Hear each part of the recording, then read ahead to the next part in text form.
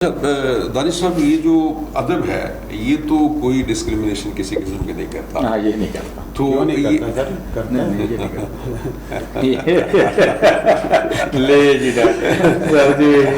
چلے پہلے دانش صاحب کو جو ویوز سنتے ہیں پھر ایک کنٹراڈکشن آپ سے سوری ہے.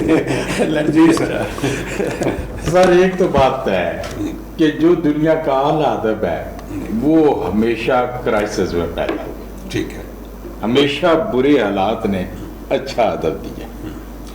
وہ کیوں اچھا دیا کہ اس وقت انسانی جو مسائل ہوتے ہیں نا وہ اپنی پیٹ پہ ہوتے ہیں اور ہر کوئی اس کی بات کر رہا ہوتا ہے. دنیا میں میرا جتنا نالج ہے یا میں جتنا کچھ پڑھ سکا ہوں ہلکا پھلکا ظاہر ہے وہ سقراط نے کہا تھا نا کہ ہم اپنے علم میں تھوڑی بہت کمی یا زیادتی کی وجہ سے تھوڑے بہت نیچے اوپر مرتبے میں ہو سکتے ہیں لیکن ہم اپنی وسیع تر جہالت میں سب برابر ہیں. یعنی جاننا جو ہم جانتے ہیں وہ بہت کم ہے, جو نہیں جانتے وہ تو بہت زیادہ ہے, تو اس میں ہم سب برابر ہیں. تو میری نظر میں مثلا میں نے تراجم پڑھے اس وقت بھی میرے پاس جو ادبیات کے وہ پوری دنیا کے افسانوں کے تراجم انہوں نے 6 جلدوں میں کیے, وہ پوری میرے پاس پڑھی. مطلب جس ملک کا آپ افسانہ پڑھنا چاہیں وہ پڑھا ہوا ہے. اچھا رانا صاحب, وہ زندگی ہے. دانش صاحب نے اپنے گھر کا نام جو ہے اردو منزل رکھا ہوا ہے. ان کو اردو منزل, اچھا, یعنی ان کو اردو ادب سے اتنا شغف ہے, اتنا لگاؤ ہے, ماشاءاللہ لائبریری ان کی بڑی ہے اور نام انہوں نے جو ہے وہ اردو منزل رکھا. تو اردو منزل میں ظاہر ہے پھر تراجم تو ہوں گے. اردو منزل جو ہے یہ بہت سے لوگوں نے اس نام کو رکھا. مثلا ڈاکٹر سید عبداللہ صاحب اورینٹل کالج کے پرنسپل, بہت بڑا نام ہے. استاد الاساتذہ تھے, ان کے گھر کا نام اردو منزل. ٹھیک ہے. پھر ڈاکٹر تحسین فراقی صاحب, ان کے گھر کا نام بھی اردو منزل, اور شاید ایک آدھ تو میں نے بھی ان سے پھر وہ ہو کے تو رکھ لیا نام. خیر میں یہ کہنا چاہتا ہوں کہ کوئی افسانہ ایسا میری نظر سے نہیں گزرا جس میں یعنی 2 پارٹیز ہیں نا, ایک خیر ہے اور ایک شر ہے. ٹھیک ہے نا, ایک طرف جو ہے سرمایہ دار ہے اس نے دبایا ہوا ہے, دوسری طرف جو ہے یہ آجر ہے اور اجیر ہے. یہ جتنے مسائل ہیں تو کسی نے بھی ظالم کا ادب نے نہیں وہ کیا, مطلب اس کو ڈیفینڈ کیا ہو کہ وہ ٹھیک ہے, مظلوم کے ساتھ رہا ہے, اس کے ساتھ کھڑا رہا ہے. تو اس کے مسائل بیان کیے ہیں اور بتایا ہے کہ کیا کیا ہے, نفسیاتی مسائل, سماجی مسائل, سیاسی مسائل, ایون کہ یہاں تک کہ جب یہ کلیسا اور لوگوں میں جب کلیش ہوا عیسائیت کے اندر, تو وہ بھی تو یہی تھے نا. کارل مارکس نے بتایا, وہ کہتے تھے اگر آپ یہ ایک گال پہ کوئی تھپڑ مارے تو آپ دوسری گال بھی آگے کر دیں. تو انہوں نے کہا یہ کون سا خدا ہے جو ایک گال پہ تھپڑ کھانے کے بعد یہ تو اٹھ کھڑے. انہوں نے کہا ہمیں ایسے خدا کی ضرورت نہیں. نون میں مراجعت کی نظم دے کہ وہ دیکھو لیے جا رہے ہیں خدا کا جنازہ اٹھائے فرشتے. انہوں نے باقاعدہ انہوں نے کہا ایسا خدا لے جائیے. تو ادب نے کم از کم ایسا نہیں کیا میری نظر میں. اگر کسی ادیب نے ایسا کیا بھی ہے مطلب اپنے, تو اس کو زندگی نہیں ملی. ٹھیک, وہ پھر اپنی موت آپ مرا ہے. مطلب زندہ وہی رہے ہیں جنہوں نے جی اس کا ساتھ چلے ہیں اور مظلوم کے ساتھ. جی رانا صاحب آپ کہہ رہے تھے کہ یہ وہ تھوڑا سا پرسنل ہو جاتا ہے. وہ اتنا کافی ہے کہ یہ ایگری کر کے کہ جہالت میں ہم سب برابر ہیں, تو وہ سمجھ لے کہ وہ والا حصہ تھا. اچھا میں نے رانا صاحب لفظوں میں بس یہ جواب ہے. جی جی, ایک ریسرچ پیپر لکھا میں نے, تو اس میں 2 پوئٹس میں نے لیے, ایک بابا بلے شاہ پنجابی کے اور ایک ولیم بلیک انگلش کے پوئٹس.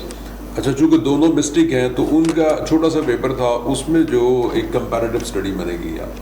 اچھا ان کی ایجز ڈفرینس, ان کی لینگویجز ڈفرینس, یہ دونوں اپنی کنٹری سے باہر نہیں نکلے لیکن تھیم ایک ہے. وہ بھی انسانیت کی بات کرتا ہے, ولیم بلیک بھی اور بابا جی بھی انسانیت کی بات کرتے ہیں, ملانے کی بات کرتے ہیں, اکٹھا کرنے کی بات کرتے ہیں. تو اس لحاظ سے وہ میرا سوال یہ تھا کہ ادب جو ہے نا وہ تو اکٹھا کرتا ہے, اس میں یہ ایسی باتیں بہت کم پائی جاتی ہیں. لیکن بہرحال ادب اکٹھا کرتا ہے, اس کے ساتھ اگر بے لگا دیں تو وہ پھر جدا کرتا ہے. وہ جدا کر پھر وہ دور کرتا ٹھیک ہے ہے نا؟ ٹھیک ہے تو مسئلہ اتنا سے میں مطلب مختصر سا جواب دینا چاہوں گا کیونکہ اس کی ڈیٹیل زیادہ ہے اور میں چاہتا ہوں ٹاپک سے نہ ہٹ جائیں آپ اس میں داستانیں یعنی آپ بھی بے ادبی کی طرف چلے جائیں واپس آ جائیں. اس میں داستانیں اچھا ٹھیک ہے ڈاکٹر صاحب اسکینڈینیویا کی طرف واپس آتے ہیں. اس کی جو ماضی کی ہسٹری ہے سر اس میں عجیب قسم کی ان کی روایات تھیں جیسے یہ زمین کی دیوی ہے جو اس کو خون چاہیے اور اگر آپ اس کو خون دیں گے تو آپ کی فصلیں زیادہ ہوں گی اور اس میں خاص طور پر ایسے نوجوان کا چناؤ کیا جاتا کہ جو اکلوتی اولاد ہوتا خوبصورت اور نوجوان ہوتا تو اس کو اس کے نام پر ذبح کر دیا جاتا. آج وہاں کی کیا پوزیشن ہے؟ سر یہ خون کی دیوی ہے نا یہ تو ہر دور میں خون مانگتی ہے. وہ منیر نیازی کہا ہے نا کہ چوسا جوانی کا زہر اس سپیرن نے جس کے بدن سے چنبیلی کی خوشبو آئے. سمجھ رہے نا. تو یہ جو ہے نا دیویاں یہ ہمیشہ خون کی پیاسی رہی ہے اور خون مانگتی ہیں. ان کے روپ بدلتے ہیں ان کے سٹیٹس بدلتے ہیں لیکن یہ ختم نہیں ہوتی ایسے ہے جیسے بڑھتی جا رہی. بالکل ایسے ہی ہے. باقی وہاں پہ ادب جو ہے وہ اس طریقے سے نہیں لیا جاتا جس طریقے سے ہم جو ہے نا ہم نے ادب کو ایک صرف عشق کے لیے ایک حسن مطلب کہ یا تو عشق حقیقی کہہ لیں یا عشق مجازی ان دونوں چیزوں کے لیے مختص کر دیا ادب کو. ہم اس سے باہر نہیں نکلتے. زیادہ تر آپ جو بھی دیکھیں گے ہمارے شہروں کا اب لڑکی ہے تو اس کے لیے آپ شعر استعمال کریں گے. لڑکی کو لڑکا پسند ہے تو وہ بھی شعر کا ہی سہارا لے گی. اس کے علاوہ اس سے ہٹ کے کسی اور چیز کا سہارا نہیں لیتے. وہاں پہ ادب جو ہے نا جیسے ان کی میوزک دیکھ لیں گانے وانے دیکھ لیں اس میں لڑکی کا کوئی دور دور تک ذکر نہیں ہوگا. اس میں بس دل چاہے تو آپ کے کپڑوں کا ذکر ہو جائے چل جائے بال کا ذکر ہو جائے دل چاہے تو وہ کھڑے کھڑے ہوا کا ذکر ہو جائے. ٹھیک ہے نا. وہ سنگر فی البدی جو بھی ہے بولتا چلا جائے گا. تو وہاں پہ ادب جو ہے نا وہ یہ ساری چیزوں کا ایک نام ہے جو آپ کے ہر ضرورت جو ہے وہ آپ کے ادب ہے. ویسے تو اسلام میں جائیں نا تو اسلام بھی تو آپ کو ادب ہی سکھاتا ہے نا کہ چائے اگر پی رہے ہیں تو اس کا بھی ایک ادب ہے کہ آپ سڑکیاں نہ مارے آرام سے پی لیں. ٹھیک ہے. سوری مجھے پہلے ہی پتا تھا تو میں نے بڑے آرام سے سوری. تو ایسے ہی آپ کا کھانسنے کا ادب ہے کہ آپ کے ہاتھ رکھیں یا آپ بغل کونے میں کر لیں. تو اسلام نے ہر چیز کا ایک ادب ہی تو سکھایا ہے. اب اس ادب کو ہم اپنی پوری زندگی میں نہیں جوڑتے. ہم نے ادب کو ایک سائڈ پہ لا کے کھڑا کر دیا ہے کہ اس سے صرف اتنی چیزوں کا کام لینا ہے باقی کو نہیں لینا. لیکن میرے خیال میں ادب جو ہے ہر زندگی ہر چیز کے سلیقہ کا نام ادب ہے. تو ادھر جو ہے وہ اس چیز کو اس طریقے سے ادب کو قید نہیں کیا ادب کو آزاد کر دیا. اس میں بھی دیکھیے ہمارے ہاں بھی یہ بحث بہت پرانی ہے نئی نہیں ہے. آپ کی نظر سے ضرور گزری ہوگی کہ ادب برائے ادب اور ادب برائے زندگی دو نظریے ہیں نا. جی. تو جو ادب برائے زندگی ہے یہ فیض صاحب ہوئے اقبال ہوئے یہ ادب برائے زندگی ہے. جی. ہمارے ہاں افسانے میں آ جائے منشی پریم چند ہیں کرشن چندر ہیں منٹو ہیں انتظار حسین ہیں سارے ادب برائے زندگی ہے. احمد ندیم قاسمی ہے پسے ہوئے طبقے کی بات کی ہے مطلب.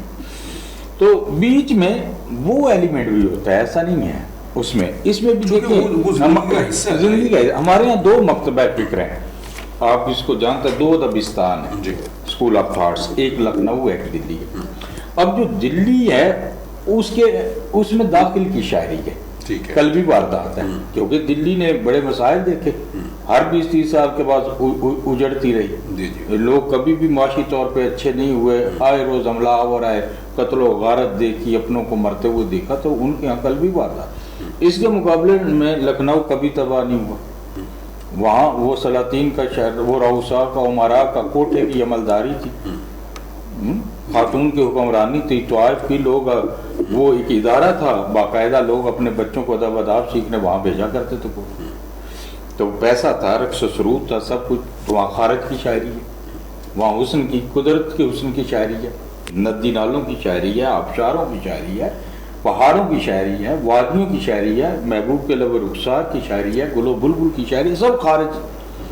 یہاں جو ہے وہ ناپائیداری کی شاعری ہے دلی میں کہ زندگی ناپائیدار ہے کس کی بنی ہے اس مطلب اس زمانے میں. اور میر تقی میر کو اٹھا کے دیکھیے بہادر شاہ ظفر کو اٹھا دلی کے سارے شعراء کو اٹھا کے دیکھیے. تو ہمارے یہاں بھی یہ دو مکتبہ فکر رہے ہیں. مطلب ایک داخل کی شاعری کا بھی ہے، وہ جیسے آپ نے کہا ہواؤں کی بات کرتا ہے، پھولوں کی بات کرتا ہے، تو وہ بھی ہے. دونوں زندگی کا حصہ ہے، دونوں پہ ہے، ایسا نہیں ہے. مطلب جو سبجیکٹو آبجیکٹو دونوں چیزیں ہیں وہ اس میں شامل ہیں. ہاں، دونوں ہوتا ہی ہے کہ کبھی جو سبجیکٹو آسپیکٹ سامنے آ جاتا ہے، کبھی آبجیکٹو آ جاتا ہے. تو انفیکٹ یہ دونوں کا ایک مکسر ہے. لیکن اوورآل آپ یہ کہہ سکتے ہیں کہ اردو میں اب فقدان بہت ہے. یہاں پہ یہ سر پھول بھی ٹوٹا تو کسی اسی کے لیے سلف نازک کے لیے ٹوٹا. وہاں پہ پھول توڑنے نہیں دیتے، وہ کہتے اس کو رہنے دو، یہاں پہ چلنے لگا. تو آج اگر واردات تو کل بھی یہاں پہ چلتی ہے. ٹھیک ہے. اچھا سر، آپ تو اکانومسٹ تھے، جی جی، آپ نے اکنامکس کو پڑھا، تو آپ یہ اردو لٹریچر کی طرف کیسے آ گئے؟ یہ میں ابھی بھی میری گفتگو سے اندازہ لگا لیا ہوگا، اردو میں کچھ آتی بھی نہیں اور نہ ہی میرا اس کے ساتھ زیادہ شغف ہے.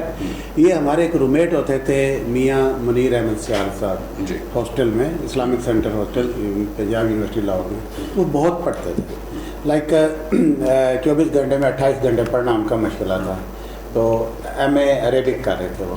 میں اکنامکس کا اسٹوڈنٹ تھا، اس کے باوجود ہم نے بیڈمنٹن بھی کھیلنا، ٹیبل ٹینس بھی کھیلنا، دوستوں کے ساتھ باہر بھی جانا، کچھ گپیاں بھی کرنی. شام کو ہاسٹل کے لان میں بڑی سی ٹیبل لگا کے 10-20 دوستوں کو بلا کے گانے وانے بھی سننے، شعر و شاعری لطیفے ہونے. وہ اللہ کا بندہ، سردی ہے، گرمی ہے، کمرے میں بند، بس عربک لٹریچر ملا. تو ایک دو دفعہ میں نے کہا منیر صاحب آپ آئے ہوئے لاہور، ماشاءاللہ ساری دنیا جب پاکستان میں تنگ ہو جاتی ہے تو لاہور کا رخ کرتی ہے. تو آپ ماشاءاللہ لاہور سے تنگ بیٹھے ہیں، کہیں زندگی سے تو نہیں تنگ آ گئے. تو بہتر ہے کہ آپ جو ہے نا تھوڑا سا ٹائم دیں، ہمارے ساتھ بیٹھا کریں، اپنے آپ کو نارمل کریں. کہتے ہیں جی رانا صاحب تو ہمیں نہیں پتہ، آپ اکنامکس پڑھتے ہیں، اکنامکس میں چند لگی بدی چیزیں ہیں جن پہ چلو تو آپ کلیئر ہو جاتے ہیں.